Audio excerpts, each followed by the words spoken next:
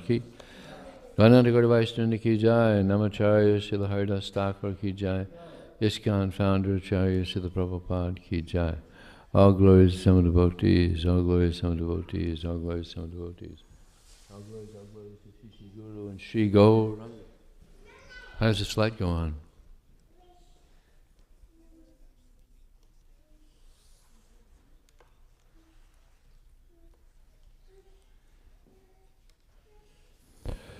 Okay, we're reading from the Sri Chaitanya Charitamrita. This is Madhya Lila, chapter 8, and it's opened up here to text 99. Jaya Jaya Sri Chaitanya Jaya Nityananda Jaya Dvaita Chanda Jaya Gaura Bhakta Vrinda Jaya Jaya Sri Chaitanya Jaya Nityananda Jaya Dvaita Chanda Jaya Gaura Bhakta Vrinda Jaya Jaya Sri Chaitanya Jaya Nityananda Jaya Dvaita Chanda Jaya Gaura Bhakta Vrinda.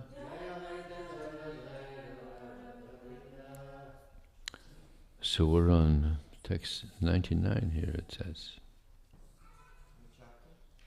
It says chapter 8. Maybe you could tell us specifically where we are here. Oh, you don't know? Okay. Huh? Talks to Ramananda Roy. Yeah, we're on. I have here text 99. Is that where we are? Okay, 99 it is. I'll just read the English on this. How long do you read, or do you read a few verses, or do you just? I usually read until they want to do a discussion, so they can read for like 30 minutes, 20 minutes, however long. Okay, well I'll read and then see if there's anything I have to say, and then we'll have some discussion. Just as Srimati Radharani is most dear to Sri Krishna, her bathing place, known as Radhakund, is also dear to him. Among all the gopis, Srimati Radharani is supermost and very dear to Lord Krishna. Purport. This verse is from the Padma Purana and is included in the Lagu Bhagavatamrita by Srila Rupa Goswami. It also appears in Adi Lila, chapter 4, verse 215. Text 100. When the gopis began to talk among themselves, they said, "Dear friends, the gopis who has been taken away by Krishna to a secluded place must have worshipped the Lord more than anyone else." Purport. The name Radha is derived from this verse, 10:30:28, from the word Ana Ya Radhita, meaning by her the Lord is worshipped. Sometimes the critics of Srimad Bhagavatam find it difficult to find Radharani's holy name, but the secret is disclosed here in the word Aradhita, from which the word Radha has come. Of course, the name Radharani is directly mentioned in other Puranas. This gopi's worship of Krishna is topmost, and therefore her name is Radha, or the topmost worshipper. Om Jnana Tamarandasya Gyananjana Salakaya Chakshram Militam Jena Tasmai Shri Gurave Namah Mukam Kotava Chalang Bangunang Hayate Garim Yat Kripa Tadaham Bande Shri Gurum Didadaranam Vanchakapatubhyascha Kripa Sindhubdevacha Patitanam Pavanebhyo Vaishnavebhyo Namo Namaha. Jaya Shri Krishna Chaitanya Prabhu Nityananda Shri Advaita Gadadhar Sivasadi Gaur Bhaktivinoda. Hare Krishna, Krishna Krishna, Hare Hare, Hare Ram, Ram Ram, Hare Hare. It's described in the Vedic literatures that Krishna is very attractive, the most attractive. Sometimes people, they put jewelry on their bodies, ornaments on their bodies to make the bodies look more attractive. But Krishna is so attractive that no jewelry or ornaments can make Krishna look more attractive. But Krishna makes the ornaments look more attractive. There's only one thing that makes Krishna look more attractive, and that's when Radharani is next to him. She's very attractive, and she is the best at worshipping Krishna, at pleasing Krishna.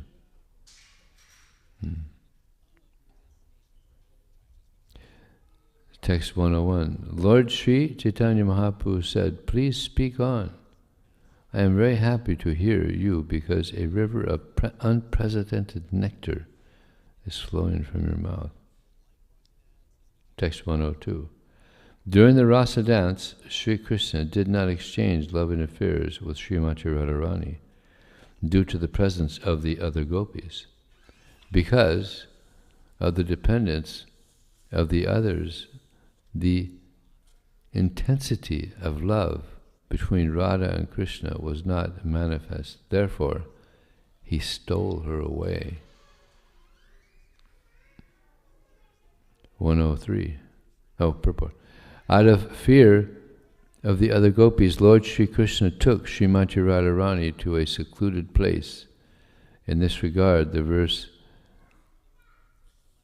Kamasharir Api, the following verse 106, will be quoted from the Gita Govinda of Jayadev Goswami.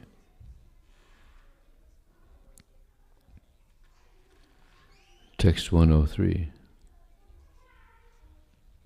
If Lord Sri Krishna rejected the company of the other gopis for Srimati Radharani, we can understand that Lord Sri Krishna has intense affection for her. Text 104. Ramananda Roy continued, "Please therefore hear from me about the glories of Srimati Radharani's loving affairs. They are beyond compare within these three worlds."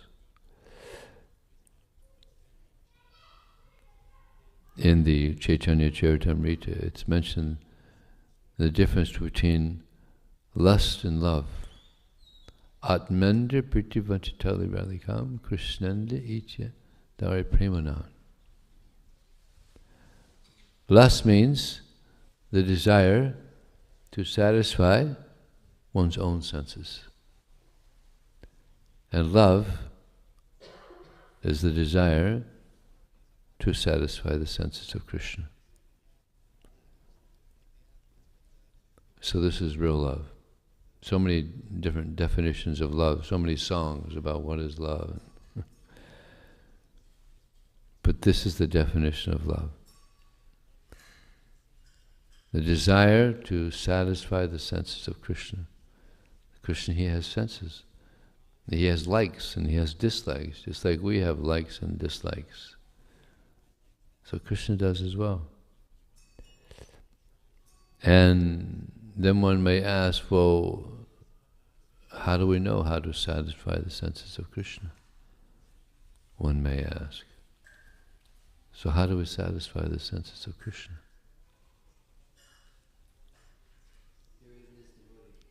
Please his devotee. Yes. Yes. He says that he who says that he is my devotee is not my devotee. But he who says that he is the devotee of my devotee, he's my devotee. So we learn from the devotees how to please Krishna's senses. Yeah. And he explains himself in the Bhagavad Gita what pleases him. Manmana bhava madbhakto majjajimam namaskaram mavaivasya satyam de pratichane priya. He says, always think of me. The mind is another sense. The master of the senses is the mind. So to always think of Krishna, not easy. But this is very pleasing to Krishna. And it's also, we have that experience, sometimes you might go up to a friend and say, oh, I was just thinking of you. And that kind of touches the heart. Oh, really? And you hope it was a good thought. So, if we're thinking of Krishna with good thoughts, there's some people think of God with bad thoughts, unfortunately. So to think of Krishna, become his devotee, worship him. Radharani is the best at worshiping Krishna. Aradito, Yadharis tapasat saki. So yeah, to worship Krishna is very pleasing to Krishna. It's not that Krishna is he's an egomaniac and he just wants everybody to worship him. No, he knows this is the best thing for ourselves to worship him, to please him. Krishna, he's Atmaram. He doesn't need anyone or anything. He's completely self-satisfied. This is Krishna. We need so many things to try to find satisfaction, and then we're still not satisfied. But when we please Krishna, Krishna bhakti nishkama atvishanta bhukti mukti siddhikami sakliya shanta. That the devotees of the Lord, they're very peaceful because they're satisfied in serving Krishna, in thinking of Krishna, and worshipping Krishna, pleasing Krishna. They're satisfied that way. Kachang vichang vang api divya ratnang swamin kutatosi varam nayache. Like Dhruva Maharaj, he had a very big material desire. His desire was to have a kingdom greater than that of Lord Brahma. After his father insulted him. But then after getting purified by thinking of Krishna, then he said, Kachang viching vang api divyaratnam. Now I'm fully satisfied. I don't want anything but to serve you. He said, I was searching for broken glass. That's what he compared, that big desire that he had to have a kingdom greater than that of Lord Brahma. He compared that to broken glass. Now how valuable is broken glass? What do? When you see broken glass, you just want to clean it and throw it away. Right? No value whatsoever. Can't do anything with broken glass. It's a good example. No value at all. All you can do with it is just throw it away. So these material things, they don't bring satisfaction. Broken glass, no value. So therefore, devotee is not interested in all these material things. Yehi samsparsha javoga dukkha yonaya evade adyantavanta konti and tesuramadevada. An intelligent person does not take part in the source of misery, which is due to contact with the material senses. Such pleasures, they have a beginning and an end. Just like, let's say, Dhruva Maharaj, he was able to get a kingdom greater than that of Lord Brahma. There would be a beginning of having it, and then he would have to give it up. Right? But when we attain love for Krishna, that's the most wonderful thing we could ever attain. And we never give it up. We never give it up. And it gets better and better and better.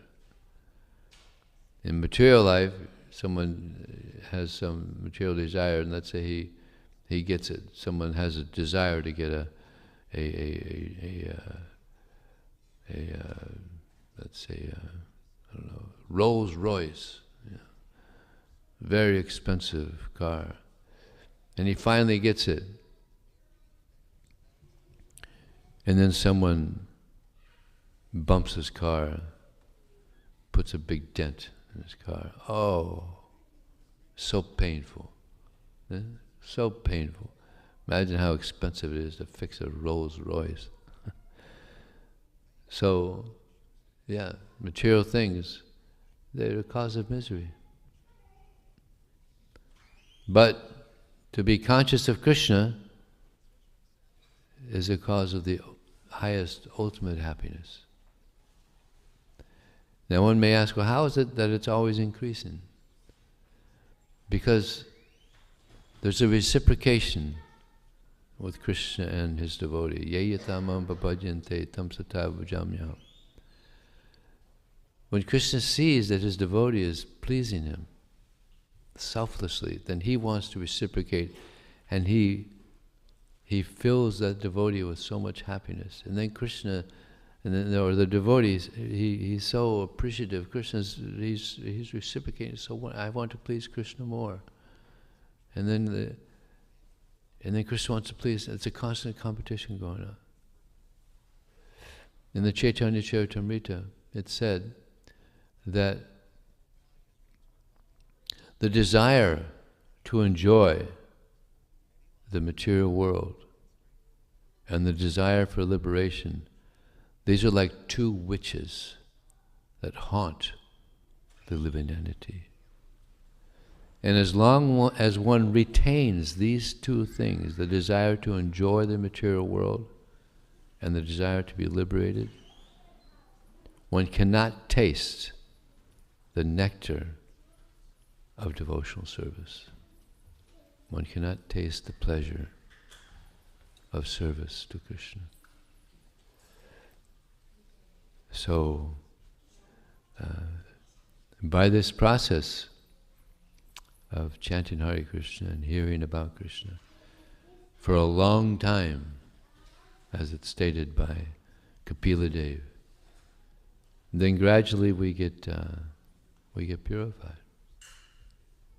We get free of these two witches. We get free of this, of being haunted by these two witches. So continuing.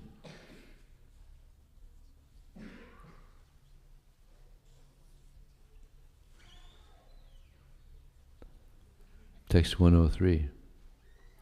This is very deep subject matter, by the way. This is way very high subject matter here. I feel embarrassed even to be reading this. If Lord Krishna rejected the company of the other gopis for Srimati Radharani, we can understand that Lord Sri Krishna has intense affection for her. Text 104. Ramananda Roy continued, please, therefore hear from me about the glories of Srimati Radharani's loving affairs. They are beyond compare within these three worlds.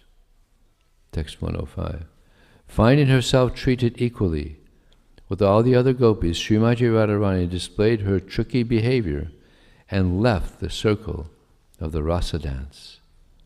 Missing Srimati Radharani's presence, Krishna became very unhappy and began to lament and wander throughout the forest to search her out.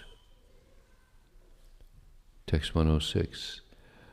Lord Krishna, the enemy of Kamsa, took Srimati Radharani within his heart, for he desired to dance with her.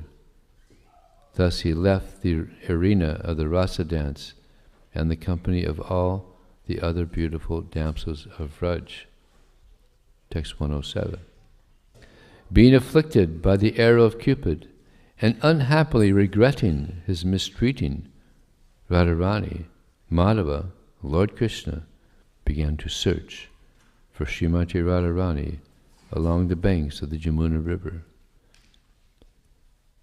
When he failed to find her, he entered the bushes of Vrindavan and began to lament.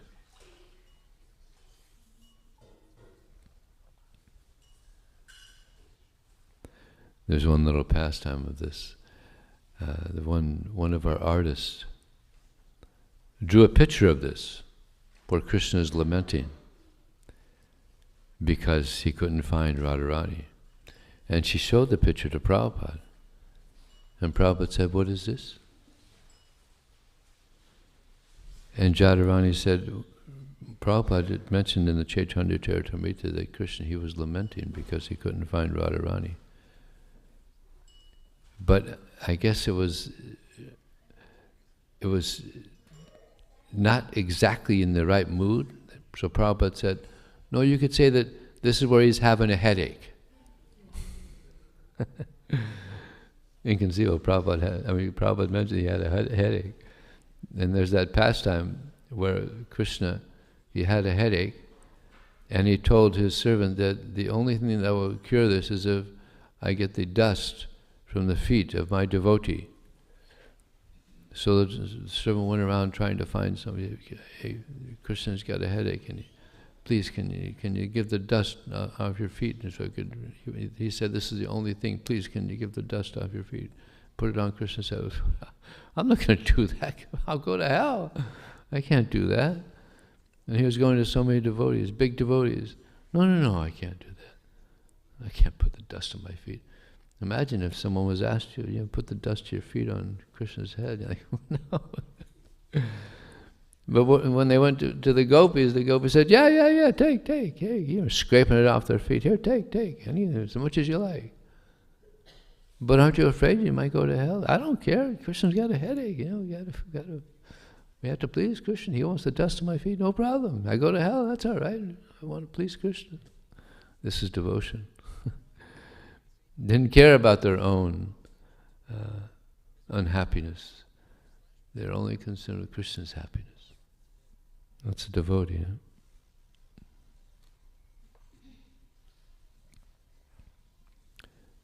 Text 108. Simply by considering these two verses, one can understand what nectar there is in such dealings. It is exactly like freeing a mine of nectar.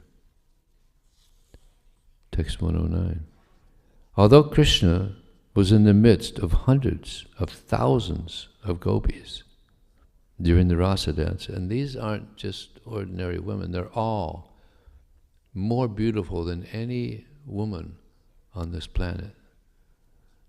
Much more beautiful than any woman on this planet, just extraordinarily beautiful. But Krishna was still lamenting that he didn't have Srimati Radharani. He still kept himself in one of his transcendental forms by the side of Srimati Radharani. I'll read the whole verse again, it was actually connected. Although Krishna was in the midst of hundreds of thousands of gopis during the rasa dance, he still kept himself in one of his transcendental forms by the side of Srimati Radharani. Text 110. Lord Krishna is equal to everyone in his general dealings, but due to the conflicting ecstatic love of Srimati Radharani, there were opposing elements. Text 111. The progress of loving affairs between young couples is like the movement of a snake. On account of this, two types of anger arise between young couples: anger with a cause and anger without a cause. Purport. During the rasa dance, one form of Krishna was between every two gopis. However, by the side of Srimati Radharani was only one Krishna. Although this was the case, Srimati Radharani still manifested disagreement with Krishna. This verse is from the Ujjvala Nilamani, written by Srila Rupa Goswami, text 112. When Radharani, out of anger and resentment, left the rasa dance, Lord Sri Krishna, not seeing her, became very anxious. Text 113. Lord Krishna's desire in the Rasa Leela circle is perfectly complete, but Srimati Radharani is the binding link in that desire. Text 114. The Rasa dance does not shine in the heart of Krishna without Srimati Radharani. Whoops, there goes the water. Therefore, he also gave up the circle of the Rasa dance and went out to search for her. When Krishna went out to search for Srimati Radharani, he wandered here and there. However, not finding her, he became afflicted by the arrow of Cupid and began to lament. After hearing this, Lord Chaitanya Mahaprabhu said to Ramananda Roy, "That for which I have come to your residence has now become an object of truth in my knowledge." Text 118. Now I have come to understand the sublime goal of life and the process of achieving it. Nevertheless, I think that there is something more ahead, and my mind is desiring to have it. Text 119. Kindly explain the transcendental features of Krishna and Srimati Radharani. Also explain the truth of transcendental mellow and the transcendental form of love of Godhead. Text 120. Kindly explain all these truths to me, but for yourself no one can ascertain them. Text 121. Sri Ramananda Roy replied, I do not know anything about this. I simply vibrate the sound you make me speak. It's like Sukadeva Goswami in the Srimad Bhagavatam. He prays to Krishna, please,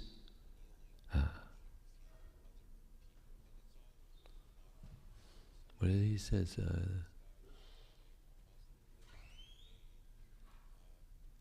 Some to the effect, I can't remember the exact translation, but please, with your purity, enter into my mind and my heart so that what I speak will be beneficial to those who I'm speaking to.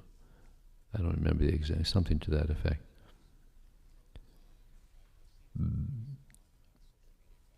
Text 122. I simply repeat like a parrot whatever instructions you have given me. You are the Supreme Personality of God Himself. Who can understand your dramatic performances? Text 123. You inspire me within the heart and make me speak with the tongue. I do not know whether I am speaking well or badly. Text 124.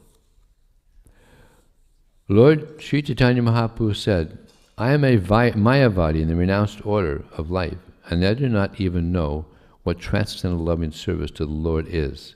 I simply float in the ocean of Mayavad philosophy. Text 125. Due to the association of Sarvabhauma Bhattacharya, my mind has been enlightened. Therefore I have asked Sarvabhauma Bhattacharya about the truths of transcendental loving service to Krishna. Wow. That's interesting, because Sarvabhauma Bhattacharya, he was like the biggest Mayavadi in India. And by the association of Lord Chaitanya, he became such a great devotee that he says this here, amazing. He says, due to the association of Sarvabhaumacharya, my mind has been enlightened. Therefore I have asked Sarvabhaumacharya about the truths of transcendental loving service to Krishna. Text 126, Sarvabhaumacharya told me, I do not actually know about the topics of Lord Krishna. They are all known only to Ramananda Roy, but he is not present here. There's a nice pastime of Sarvabhaumacharya, and his son-in-law, Amoga. Sarvabhaumacharya had invited Lord Chaitanya to have lunch at his home. So he invited him. And he had this son-in-law, Amoga, who was, for some reason, very envious of Lord Chaitanya. So envious of Lord Chaitanya that Sarvabhaumacharya, when Lord Chaitanya had come, he asked him to sit and serve up. He was at the door with a stick, just in case Amoga came to criticize Lord Chaitanya.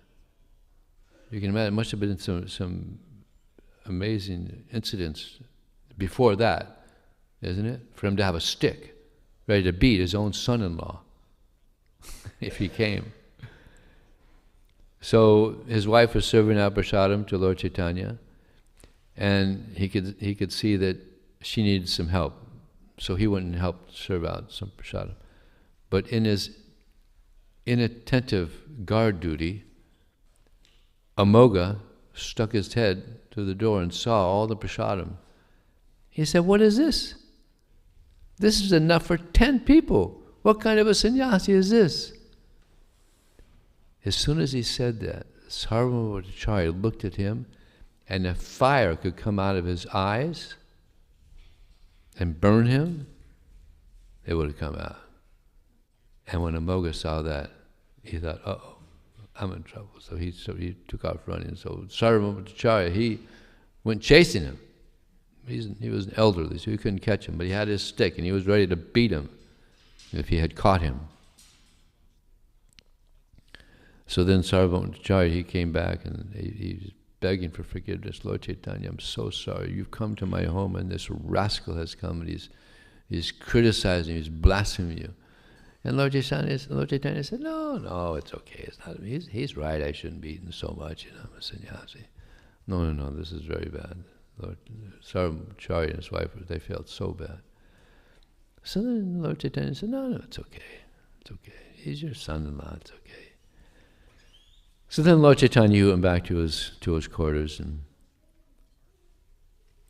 and the next day Gopinath Acharya, who was the brother-in-law of Sarvabhaumacharya, went to see Lord Chaitanya. And Lord Chaitanya said, "How is Sarvabhaumacharya and his wife?" And he said, "Oh, they're fasting. They've fasted ever since that incident yesterday." And Lord Chaitanya said, "Oh, why are they taking this so serious? It's not such a big deal." And Amoga, how's Amoga? He's dying of cholera. So Lord Chaitanya said, "Take me to him." So he took him. Amoga's lying on his deathbed. And Lord Chaitanya said to him, "Amoga, you are born into a very nice Brahmin family. The heart of a Brahmana is meant to be very nice so that Krishna can sit there comfortably. Why have you allowed this chandala of envy to sit in your heart, making it not a nice place?"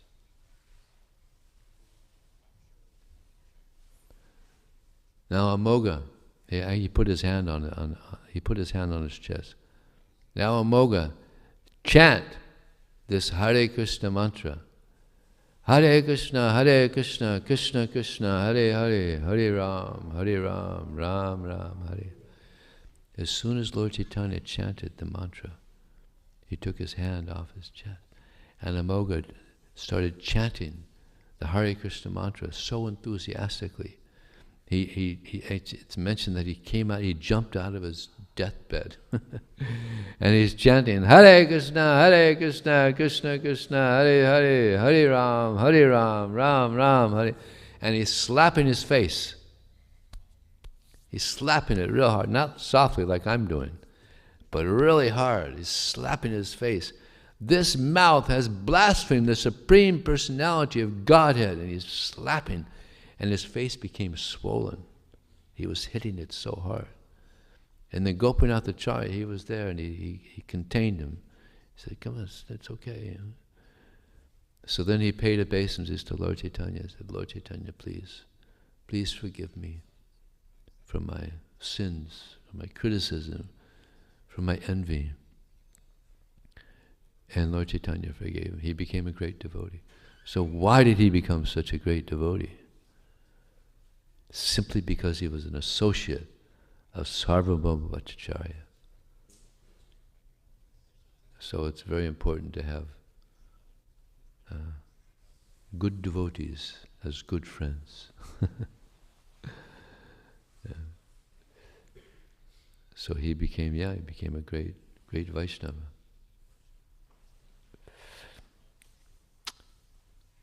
Text one, okay, maybe we'll stop there and ask if there's any questions or comments about this very, I don't know if I could say anything about it, if anybody has a question, but it's yes.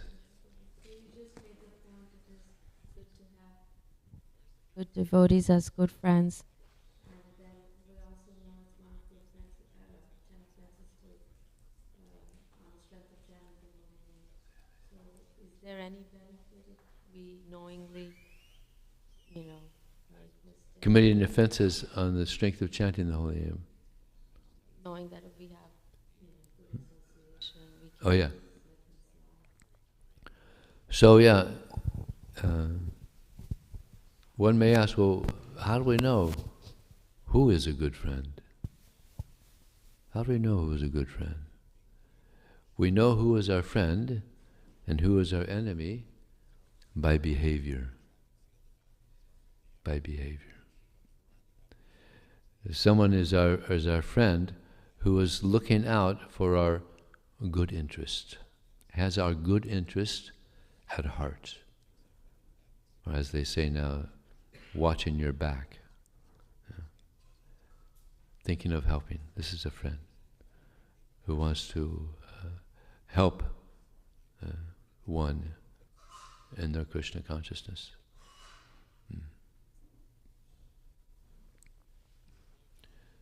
And it's actually, it's rare in Kali Yuga to have a very good friend. Another great qualification of a friend is trust. A good friend you could trust completely. And who is our best friend? Krishna is our best friend. And we were with Krishna, but at one point we thought, oh, I'd like to have that position of Krishna. I'd like to be the enjoyer, the proprietor. And then we came here to try to be Krishna. So the trust has been lost. The trust has been lost. So now we have to convince Krishna, I'm not going to do that again. Not easy. Just like imagine there's two friends, very good friends, like blood brothers. In America we have this. It's actually kind of Tamasic. Two friends, they nick their thumbs, and they put it together. They become blood brothers. So imagine such friends. They're so close. But one becomes very wealthy and the other one, he's kind of getting by.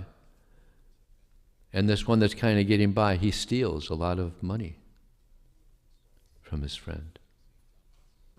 Like a lot of money. So the trust has been lost. So to mend that relationship is difficult because the trust has been lost. Or infidelity. Unfortunately, there's a lot of infidelity, in marriages. And this is one of the most important parts of a marriage, trust, chastity. And to break that, very difficult. Marriages are lost because of that. I remember reading, not too long ago, there was a man went to his home, and he saw there's a man's having sex with his wife in his bed. So he killed them both. Yeah.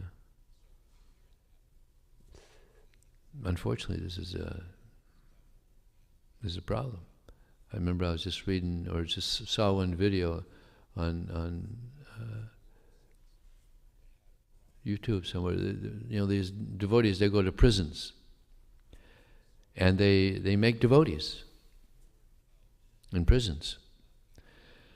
So this devotee who's preaching at the prisons, he was asking different people why they were in prison. And one of them said, "My best friend had sex with my wife. I killed him." Here is his best friend. You would think that there'd be a little more respect, but no. Trust is lost. But what's very interesting about this is because of that incident, he went to prison for, I don't know how many years. And there in prison, became a devotee. Interesting. He went through such a traumatic thing. Killing his best friend. I mean, can you imagine? I'm just like...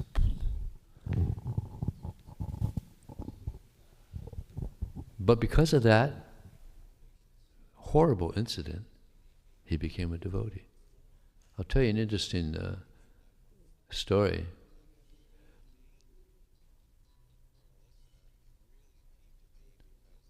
There was a young man who was studying different cultures, different people. And he went to one island in the South Pacific to study the tribes. And he was a motorcycle rider, so it's also a tourist place, so he rented a motorcycle. And he was going around the island. And he found some tribes people and he was studying them. Then he left and he got in a motorcycle accident. Horrible motorcycle accident. He wasn't hurt except for he hit his head and he got amnesia. Completely lost his memory. Totally. Didn't know his name, didn't know anything. So now he's on this island. Pretty awkward situation, right? Didn't know anything. So his father back in the States, he had been expecting him, but he didn't show up. So for weeks, he's in this island just wandering around. Then some tribes people find him. And somehow they were able to understand that he was in this awkward situation. And they took him to their village there and they were engaging him, doing different things. So the father's getting very anxious. His son was supposed to be back, like 2 weeks earlier. He hadn't come back. And there was no cell phones. So he knew what island he went through, so he went to the island. And he's looking for his son. And he sees a motorcycle shop. So, oh my boy, he rides a motorcycle. He went there, he said, "Hey, did anybody You know, he gave the description. Anybody here rent a motorcycle? Oh, yeah. He was supposed to be back weeks ago. He never came back, huh? Oh, so now he's got an idea. Now, at least he's got the motorcycle. So now he's got an idea. He's probably driving around. Something happened. So he's searching. He's going around. He got someone to drive him around the island. He found the motorcycle. Crashed motorcycle. So now he can't be too far from here. So he's going around with this guide, and they're looking around, and they find the village, and he finds his son. And he's so happy to see his son. He's, oh, son, so can't remember his father. Still, total amnesia. Son, it's me, your father. Just treating him like a total stranger. I don't know. You know, don't get too close. You know, I don't know you. You know? Total amnesia. So the father thinks, well, oh my goodness, what am I going to do? So he thought that he had a friend, a doctor in the States that deals with people that has amnesia. So he flew back to the States. And he found this friend. He said, this situation, my son, he's got amnesia. He doesn't remember me. Just, please, can you come and help? I said, yeah. So they flew back. And the doctor could see his awkward situation. So he says, I think I have a solution. So he had this instrument that would shock people. So he shocked this boy. But it didn't work. So he shocked him again. And then he snapped out of it. And he understood. His whole memory came back to him. He saw his father. Hey, Dad, what are you doing here? What are we doing here? His memory came back completely. This is called the shock treatment. And sometimes in our life, we may be going through some traumatic period, and Krishna puts us through a shock treatment. Such a shock treatment that it actually wakes us up. That, wait a second, there must be something more to life than what I've been doing. I had that experience myself. You know. And then I got a Bhagavad Gita. So sometimes Krishna puts us through very traumatic periods in our life just to wake us up. You know. Just like this example of the boy in prison. You know. Such a traumatic experience, but that opened him up to Krishna consciousness. Anybody here ever have a shock treatment? Yeah, look at all the hands that came up. You see? So, and it's good. It's good. It helps us to wake up. And sometimes we have little shock treatments, you know, as we go on in our Krishna conscious journey, and they're good. And therefore, Queen Kunti, she prays, please, Krishna, give me more shock treatments. Give me more calamities. They're welcome. Please send more. Because then, when they come, I'm able to think of you. So these are Krishna's blessings in disguise. Yes. Hare Krishna Prabhu. Thank you so much for giving class today. I have this is not related, if that's okay. I have this experience where sometimes I get very sad because I'm afraid that it happens rarely, but it's deep when it does. I'm afraid that like I won't be there when I remember Krishna. Like I won't make it. Like in the way that I don't remember my past lives. You know, I'll live this life and I won't remember anything, and I'll come to Krishna and I don't know, like where are those memories gonna go? Does that make sense? Like, I just feel like it's kind of like out of reach. It's always out of reach. And something that helps me is remembering that I think Srila Prabhupada said it's like walking from one door into another, and that can happen in this life. So my fear, I guess, is that if it doesn't happen in this life, then like I'll have to forget all over again. I'll have to forget everything that I've learned. So I was wondering if you could shed some light. Like, Very I know good. if we chant our 16 rounds and we stick to the process, maybe it can happen. But is there anything that, I don't know, any realization you have about how to ensure? Okay. Very good question, yeah. You're not alone. Many of us think, oh, will I make it? Because it's not easy to go back to Godhead. Prabhupada said, my disciples, they have two diseases. One, not enough afraid of Maya. So we should have a firm fear of Maya. And that means taking shelter of Krishna. All day, every waking minute, taking shelter of Krishna. And the other one, he said, we like to change things. He said, I've given you everything. Don't change it.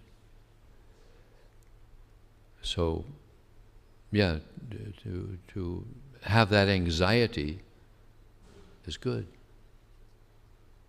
That's spiritual anxiety. Yeah. Even in the spiritual world, Mother Yasoda, she's in anxiety. Oh, Krishna is not going to be able to eat when he goes out. There's an anxiety. The gopis are in anxiety. They see Krishna walking on barefoot. So that's transcendental anxiety. Will I be able to remember Krishna? That's good. Keep that anxiety. And take shelter of Krishna, the holy name, reading Prabhupada's books. Yeah. And hope against hope. Seems inconceivable how, we're all, born in such degraded circumstances. How is it possible that I'm going to become a pure devotee? But by the mercy of Lord Chaitanya, by the mercy of Krishna, it's possible. Katanchana samate yasman duskaram sukaram bhavet vishmate vitartang shad Sri Chaitanya namamitam. If we remember Lord Chaitanya, then very difficult things become very easy. If we forget Lord Chaitanya, then very easy things become very difficult. So Lord Chaitanya, he's very merciful. So we should pray to Lord Chaitanya, pray to Lord Nityananda. Lord Nityananda's appearance day is coming right up. I think in 9 days, Lord Chaitanya's appearance day is coming up. We should take shelter, pray for mercy. They're very merciful. We have to beg. One devotee asked Gaurkishore Das Babaji, what does it take to attain love for Krishna? He said, he asked the question to Gaurkishore Das Babaji. Are you listening? What does it take to attain love for Krishna? And he said, you have to beg. You have to beg for it. Please, Krishna, give me love for you. Please, Krishna, give me love for you. Please, Krishna, give me love for you. I don't want this nonsense sense gratification anymore. I've been wasting so many lifetimes in this nonsense sense gratification. Please, give me love for you.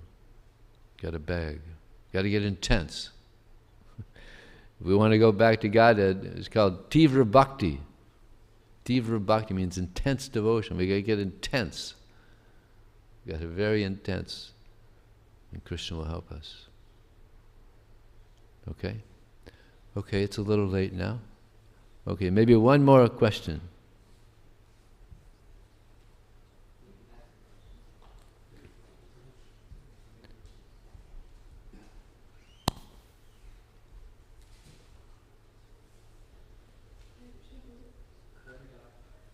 Hare Krishna.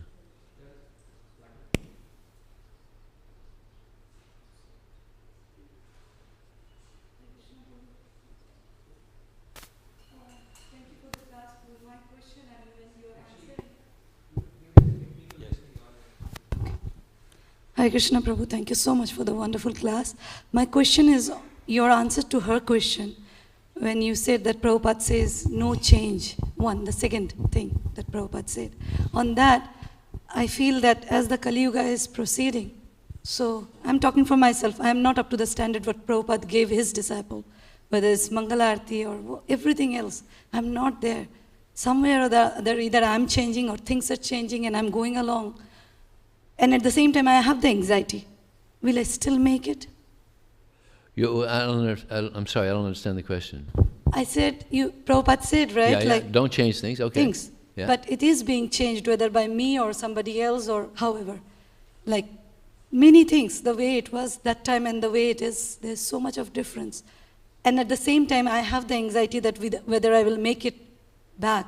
Yeah. So how is it that I'm making a change or I'm going through the changes, what Prabhupada gave from the standard, I'm falling down. And at the same time, I'm hoping to going back to Godhead. How do I put this together? Well, with yourself, don't change anything. Don't change anything what Prabhupada set up. But with others, you don't try to change others. Prabhupada said we should be strict with ourselves and lenient with others. So be strict with yourself. You know what Prabhupada wanted.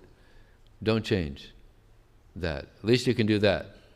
As far as other things, leave that, for themselves. We can't try to change others. Otherwise, it gets difficult. Okay? Thank you. Thank you very much. Srila Prabhupada ki jai.